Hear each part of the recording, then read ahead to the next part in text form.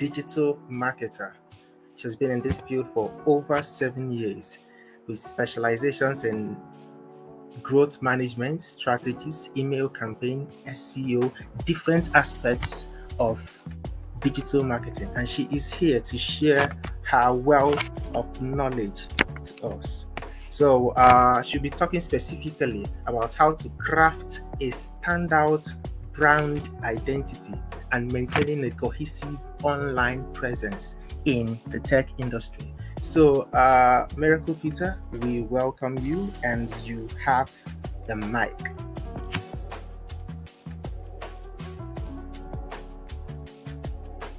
Thank you so much. Can you hear me? Yes, I can hear you. I believe they can hear you from the end too. I can hear you perfectly. Okay, so thank you so much for this opportunity. I am super excited to share my knowledge and experience with everyone on this conference. So I'm trying to get my slide.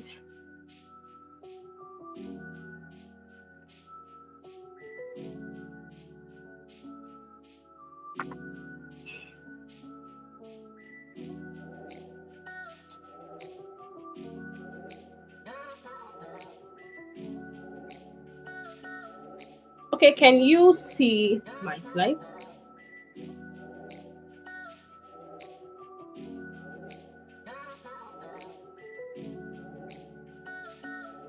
Yes, I can see it. I can. I believe they can All too. right, so let's Can get started. see So from there. I'm going to be talking on crafting a brand identity and maintaining a cohesive online presence, a balanced online presence. Now, this is basically about you creating a clear and recognizable image of your brand, more like its personality, its values, and visuals, and making sure that everything you do online, like your website, your social media, and your content, making sure that they all look and feel consistent with that brand image. Now, you need to understand that this is beyond logos, this is beyond your brand colors.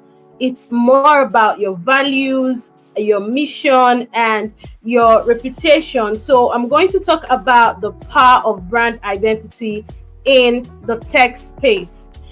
In the tech space, the power of brand identity is more about how strong and how peculiar your brand can significantly influence how people perceive and interact with you. Like I said, it goes beyond the logos, it goes beyond the brand colors. It's more about your values, it's more about your reputation, it's more about how different you are from your competitors. In the tech space, it's actually very competitive. You know, whether you're a data analyst, whether you're a digital marketer, you're a web developer, there are 1,001 other people doing that same thing that you are doing, and you need to stand out to be able to get these opportunities that we're talking about. So let's take a look at how why brand identity is very powerful in the tech space. Now, the first thing is trust and credibility. If you have a well established brand identity, it makes you as a person, or makes you as the owner of a tech company, it makes you more trustworthy. People are more likely to engage with a brand that they recognize and believe in, right? When people do not recognize your brand, that's actually why when you're starting out, it's a lot more difficult for you to get people to trust you, because you are just starting, you're just trying to build that influence. But when you get to the point where people trust you, it's a lot more easier for them to engage with your brand. And then the next thing is differentiation. The tech industry is often crowded with similar products and services, and a strong brand identity helps you stand out. It helps you show why you're unique. It helps you show why you're much more better than others. Now, like I said, it's a very competitive space. A lot of people are coming into the tech space every now and then. So it's actually not going to stop being competitive anytime soon. So you need to consider having a strong brand identity that would help you stand out. And another thing is the emotional connection that comes with it. People often form emotional connections with people that aligns with their values, with brands that aligns with their values. And when talking about brand, it doesn't have to be a business per se. It doesn't have to be it doesn't have to be a company. You as an individual, you are a brand, right? So when I'm talking about brand, I'm talking about you as a person doing whatever it is you are doing. So people often form emotional connections with brands that align with their values, aspirations. And a strong brand identity can make it can evoke positive emotions and loyalty. I mean, when people look for insights about social media growth, they come to my profile and they find what they're looking for. There is this connection I have with them already. So whatever niche it is you're in, you can evoke positive connections and get people to be loyal to your brand. Okay, then the next one is the innovative perception. A strong brand identity can make you appear more innovative and forward thinking. Now, imagine that you are actually innovative and you are creative, but then you do not have a strong brand identity. A lot of people would actually take all of that for granted. They may not really want to find out what your innovation and creativity is all about. But then when you are innovative and you have a strong brand identity, you have a lot of people connecting with you emotionally. This makes you appear more, people would want to associate more with you because they believe that, oh, this person is actually innovative, and a lot of people believe in what this person is doing. So many people that follow you on social media do not even follow you because they want to follow you, maybe because they've heard what someone is saying about you and they're like, oh wow, I need to check out what this person is doing, and they're there with you, right? So in the tech space where innovation is rapid and competition is very, very fierce, a powerful brand identity is a very important asset, and it helps you navigate challenges, it helps you grow, it helps you leave a lasting mark in the industry. Okay, so we're going to move on to the next thing, which is crafting your personal tech brand. Sorry, I need to crafting your personal tech brand. Now, this has to do with you creating a distinct, a recognizable image of yourself in the field of industry. You are a web developer. How many people know you for that? You are a data analyst. How many people know you for that? Just like companies have a brand to stand out and be remembered, as an individual in the tech industry, you can also build a personal brand that showcases your skills, your knowledge, and what you bring to the table. Now, this can actually involve you establishing an online presence through social media, through blogs and other platforms, and then ensure that your online activities align with that image that you want to project. I want to project a strong image as a tech clarity coach. I need to start putting up contents that make people see me as an authority in that industry, right? You don't want people seeing you as someone who actually know what they are out there to do. And when you do all of this, you enhance your reputation, your credibility, and you get massive opportunities within the tech community because a lot of people see what you do. I've had instances where I make a post and I decide to take down the post because it's kind of weird and not it doesn't align with what I project on social media. Let's say I make the post and I take it down in say 2 minutes, and someone sends me a screenshot of the same post that I had already made, and I'm like, wow, I took down this post almost immediately. So you need to be sure that whatever it is you are doing online, it aligns with that image that you want to project. People are watching you, and this is an avenue for you to get massive opportunities. There are so many opportunities in the online space. There are so many opportunities on social media. Now we'll talk about self-discovery. Now imagine a data scientist discovering their passion for simplifying very complex concepts. Now they can maybe shape their brand around making data understandable and actionable, position themselves as an expert, and you make all these analytics, all these calculations.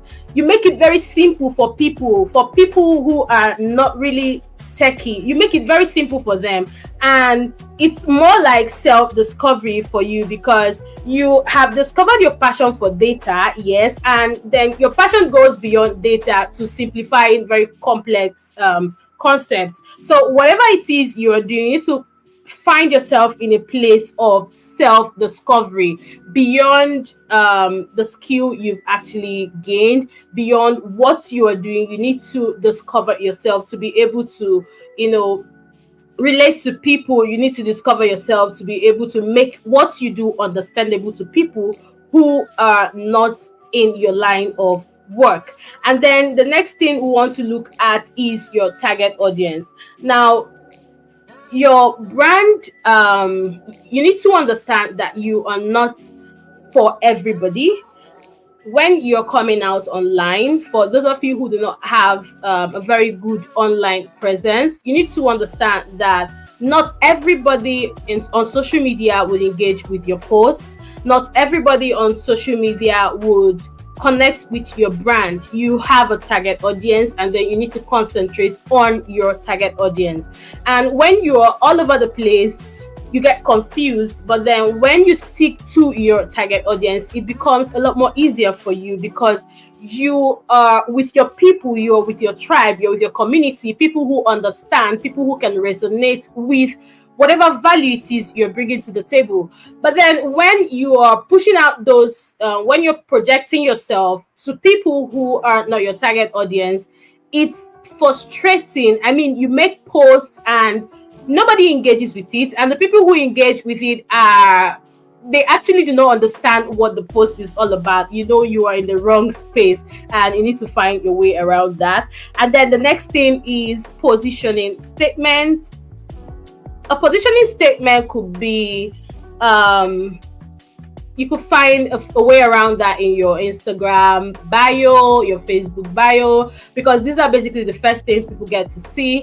More like, I'm an experienced web developer, passionate about creating amazing user experiences through, say, responsive design and cutting edge technologies. I mean, when people get to see that, they know that, oh, this guy develops websites and they are actually user friendly, right? So it's a lot more easier for you. So it's very important that you find your way around putting out this positioning statement, that once people get to see, they know that this is what you represent. Once people get to see, they know that this is what this person's brand is all about. One of my students were talking about, she said she has not gotten any job on Facebook, that she has been getting jobs on freelance platforms, but then she hasn't really gotten any job on Facebook. And I'm like, wow, I think you're not doing something right. Can I see your Facebook? Can you share your link with me? And then she shares the link, and I'm like, are you kidding me? You're expecting someone to actually reach out to you? All you do is play. I mean, nobody who goes to your Facebook account would know that you do social media management. So how do I get to hire you for social media management jobs? But then she does that very well on LinkedIn, and she gets jobs there. So if you want to get opportunities in a particular social media platform, in a particular space, you need to position yourself properly for those opportunities. I mean, it's not magic, right? You need to put in the work to get whatever result it is you want. Now, building an online presence that attracts opportunities. I know this is what we've been waiting for. Building an online presence that attracts opportunities has to do with you creating a strong, positive presence for yourself, for your business on the internet, in a way that makes others interested in working with you, in a way that makes others interested in offering you valuable opportunities. I mean, if people go to your LinkedIn, if people go to your Facebook, would they be interested in working with you? Would they be interested in offering you opportunities? Okay, so this has to do with you maximizing social media. It has to do with you maximizing your websites, online networking, showcase your skills, showcase your expertise, showcase your personality in a way that captures the attention of potential clients, in a way that captures the attention of potential partners. You know, the goal is to make yourself stand out and be seen as someone worth connecting with for various beneficial opportunities. Now, LinkedIn is a very important social media platform. It's a very important platform if you are in the tech space. I mean, if you're in tech space and you don't have a LinkedIn account, I think you are wrong. LinkedIn is very important. You need to create a LinkedIn profile that includes a professional photo as, you know, your profile picture. You need to keep it professional. I mean, it's a platform where you expect to get jobs, so you don't just want to play around all the time. You know, have a headline that positions you, like the positioning statement that I talked about earlier. Have a headline that showcases your unique skill, a summary that reflects your brand's essence, a summary that reflects detailed work experiences, you know, that reflects your achievements and your endorsements. And then you might want to consider having a personal website. You might want to consider getting a web developer to showcase your portfolio of, you know, other projects that you've done in the past. Okay, if you cannot afford to do that, AI is here to help us. I know of a website of an AI tool that allows you create a website by yourself, and you have to do that in a couple of minutes. So all these things are at your fingertip. So you need to have a personal website and other social media networks like Facebook, Twitter, Instagram. Position yourself, build an online presence that would attract opportunities to you. You can just sit on your couch and you have opportunities running to you. I mean, there was this month that I had about three recruiters reach to me on LinkedIn. I'm like, oh wow, what's happening? I mean, I'm not applying for any jobs, not like I'm job hunting, but then people keep reaching out to you that they have an opening and they want you to check out if you are interested. So this could actually be your story if you decide to build an online presence that would attract opportunities to you. And moving to the next slide, strategies for maintaining a cohesive online presence, a balanced online presence. So I'm going to share a couple of strategies with us, and I'm hoping that you get to implement them and your online presence would begin to get you opportunities. Now, some of the strategies that would help you achieve this is consistent branding. For me, I use the same profile picture across all my social media platforms. I feel like this makes me a lot more consistent. I mean, if you check my Facebook, this may not count for other people, but for someone who does social media management, I feel like it counts for me. You know, I use the same picture across all. I think Twitter is different, but then Facebook, Instagram, and LinkedIn have the same picture as my profile picture. And you need to have a cover photo that talks about what you do. Maybe it's a simple design and your picture there, and you're like, a miracle, and I do this, I do that. You know, very simple stuff that you could just put out from Canva. You know, you need to be consistent. And then, like I said, consistency in branding does not revolve around colors, does not revolve around your logo. It could be the tone of your message. I mean, when I put out a post and people read, they know that, oh, Miracle wouldn't post this. Are you sure her account wasn't hacked? Right? So you need to maintain that consistency. So when you make a post, people know that you've made a post. People know that, oh, this post is from her. People know that, oh, this is from this person. I trust this person to deliver quality work because this person has been consistent over time, right? The next thing you want to look at is content strategy. You want to share valuable content related to your field. If you want people to give you web development jobs, they need to come to your account and see you actually sharing pro tips on web development, and they know that, oh, this person has a lot of knowledge in his or her industry. Okay, so I understand that you can get busy. I mean, you get to a particular level where you're very busy for social media, but now that you're still building, you need to find your way around, creating time. You can schedule this post, maybe schedule 2 weeks ahead, and then you share valuable content relating to your field. Okay, this helps you position yourself as an expert. I mean, if I need someone who designs websites on WordPress on Facebook, I know one lady that I'll just go to because she's always talking about it. She's always talking about, things you can do as a web designer. She's always talking about it.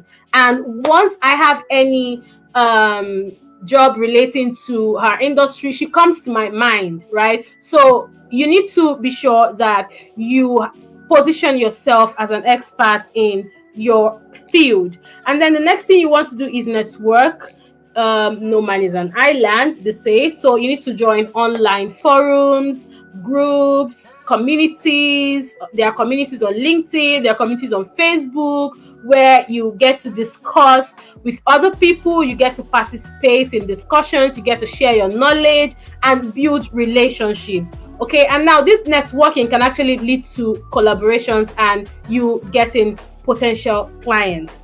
Okay, the next thing is personal branding. Like I said earlier, talking about brand is not just about having a company. It's not just about having a business. It could be just you as a person in tech doing whatever it is you are doing. So share your personal story and journey to make a deeper connection with your audience.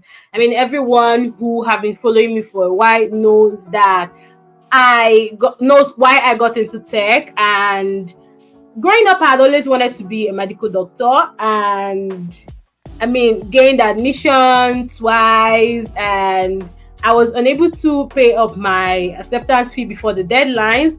And somehow it dawned on me that I needed money to fund my dreams. I mean, this is Nigeria. Everybody needs money to fund their dreams. So I had to start looking for money, and while on that, I decided to make money from my passion. I've been all over social media, so I decided that I could actually make money from what I do. So everybody know the story about me. It's more like me trying to create a deeper connection with my audience, and they see that this experience is what actually sets you apart from everybody. You shouldn't be scared of telling your story. You shouldn't be scared of in connecting with people. This is what makes you unique. Then client testimonials can actually come in handy. If you've been able to complete any successful project, please share. Okay, if you got any contract, you may not want to share the figures. I totally understand, but then let people see that you're actually doing something, and then all those congratulations on your post, it's actually doing something. It's passing a message across. People know that this person is doing something. And very importantly, continuous learning and sharing. In tech, as a person in the tech space, I want you to understand that you can't know it all. You need to stay updated. You need to stay updated with the latest trends. I've been developing websites for 10 years, and I think I know it all. Guy, you're going to get outdated. You're going to get irrelevant, okay? Because new methodologies, new way of going around things keep coming up every now and then. So you need to stay updated with latest industry trends. You need to attend webinars, you need to attend workshops, conferences such as this to become better person, and then also adapt to feedback. when you're working, you're definitely going to get feedback from your audience. You're going to get feedback from your clients. Adapt and improve. Feedbacks are not to make you look like you don't know what you're doing. Feedbacks are there to make you better, to make you improve. So you pick up those suggestions and you actually look at, oh, this is correct. I feel like I'm not doing this right. And you find your way around getting better. So that's what feedback does for you. It's not to put your work down. I think this has to be the last slide where I talk about leveraging your online presence in job search. Now, I need you to be strategic about what you do online. I need to be very strategic about connecting with people. I was in an interview, I think last year, and while we were on the screen, we were making use of Zoom for that interview, and I'd already sent my CV, sent my portfolio, and then on the interview, I was asked to share my Facebook link and Instagram link. I was like, wow. And they had to go through it right before me. I was like, what is this? What are these people doing? Why do you have to? I mean, so if I was actually sharing, irrelevant stuff on social media, so this would have just been a blow on my face. And I need you to be very careful about what you do. I need to be very strategic about what you do online. Okay, your online presence can significantly impact your job search success. Now, you might want to start by optimizing your LinkedIn profile, showcase your skills, your experience, your accomplishments, connect with professionals in your industry, expand your network and increase visibility, connect with people, networking has a way of making you better in whatever it is you're doing. A lot of us get jobs through recommendations. I worked for this person and this person needs a web developer. I have a friend who does that, and I just go ahead and refer my friend. So this is how it works. So you need to find your way around connecting with people. Don't say, oh, I'm not a social type. I'm actually an introvert, and you're not going to believe that. Okay? So you need to find your way around connecting with people, expand your network. It's going to help you. It's going to do you good. Then create a website if you can, a personal website, maybe a 1, 2, 3 page website that once people click, they see everything they need to know about your work, history, everything they need to know about the things you do, everything they need to know about your tech career and things like that. Okay, this is actually very important. And then find your way around engaging in meaningful online interactions. Like I said earlier, you have to be very strategic. Share insightful content related to your field on social media. Network purposefully. When I say network with people, I don't mean network with just everybody. Network purposefully. Be strategic about it. You have to connect with recruiters, you have to connect with professionals, connect with companies that you are interested in. Okay, meaningful connections can lead to valuable job leads and referrals. And then tailor your job applications. You need to customize your cover letter. I don't know how you make use of the same cover letter to apply for over 10 jobs. I mean, it's not going to work that way. So while you're working on your online presence, I need you to also do the other things that you need to do to be able to get opportunities online. Okay, so you need to ensure consistency across all your platforms is very important. Your personal brand should reflect professionalism and it should align with the image you present during interviews. Now, I mean, imagine that I'm a totally different person online, and then I'm a totally different person in the interview. It would have been a total disaster. Okay, so you need to be sure that whatever your brand online shouldn't contradict with who you are. Okay, regularly update and monitor your online presence. If there is any outdated information, if there's any irrelevant content, I need you to take them out.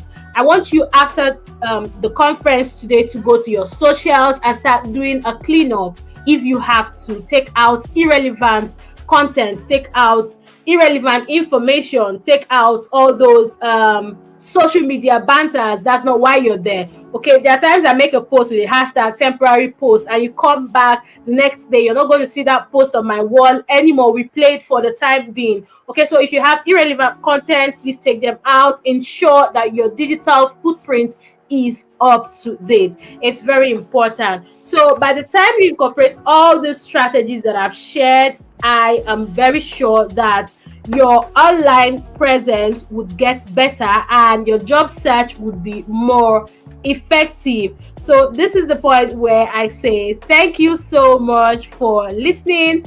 If you have other questions, I'll take them from here. Thank you.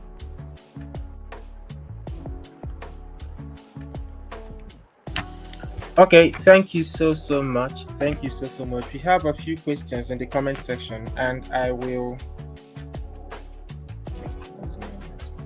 ask these questions now. The first one is, please, which skill? This is by Malix Leo. Please, which skill should I learn that can earn me good amount of money in the littlest period of time? Let me ask that again. Please, which skill should I learn that can earn me good amount of money in the littlest period of time? Okay, first thing I want to say is that approach is wrong. You don't get into skills because you want to get money in the littlest amount of time. Okay, I think it's a very wrong approach. And second thing I want to say is I don't think there's any skill that can't make you money.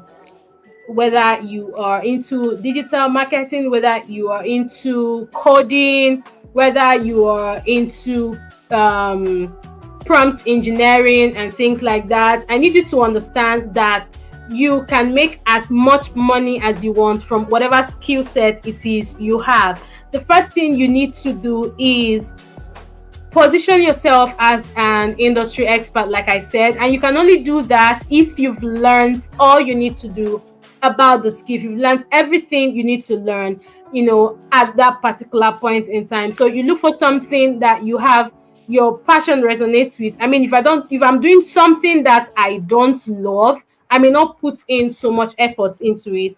So when you're making a choice of skill, there are so many things that you need to put into consideration before money. Okay, so there are so many people who make lots of money from what they are doing, but on the long run they had to ditch it for what they love. So you need to put a lot of things into consideration, and money shouldn't be the first. And I do not do skill recommendations. Thank you.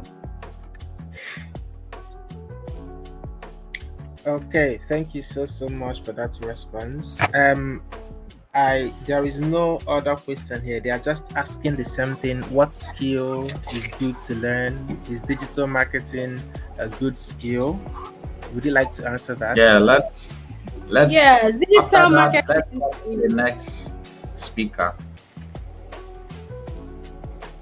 Okay, so digital marketing is a good skill. It's a profitable one if you want to get into it, and you have to be you need to be disciplined to do digital marketing. You don't have to code, but then it can be a lot of things. You have to deal with a lot of issues. It gets emotional at some point. I mean, you set up a client's campaign and you're not seeing the desired results. You know that everything is in place and money is going. Money is, you're not seeing anything. Most times I feel like crying. So you need to be someone who is strong-willed to get into digital marketing. And yes, it's a profitable one. Okay, thank you so much. We have to move to the next speaker now for the want of time. So we appreciate you. Thank you so much. Thank you. Bye. Okay, yes, I believe the next speaker is ready. And by the next speaker, we are talking about Amarachi Ugabe. I hope I pronounced that well. Amarachi she's a tireless explorer of the data world. It's okay. Yes, she is a data and business intelligence analyst with skills in SQL, that is SQL, Python, Excel, Power BI, Power Automate, Tableau, and problem solving. Okay, she has a way of extracting truth from data and using it to make informed decisions. So we are going to get learn a lot from her wealth of experience as she delves into the topic turning data into gold, the art of crafting winning tech narratives. So the floor is yours now. Hope you can hear me. All right. Good afternoon. Good evening. Yes, we Yes, I can hear can you. hear you. Can you hear me? Good afternoon. Good evening. Wherever you're joining from, I'm speaking from Port Harcourt. I have two screens. I'm actually sharing one.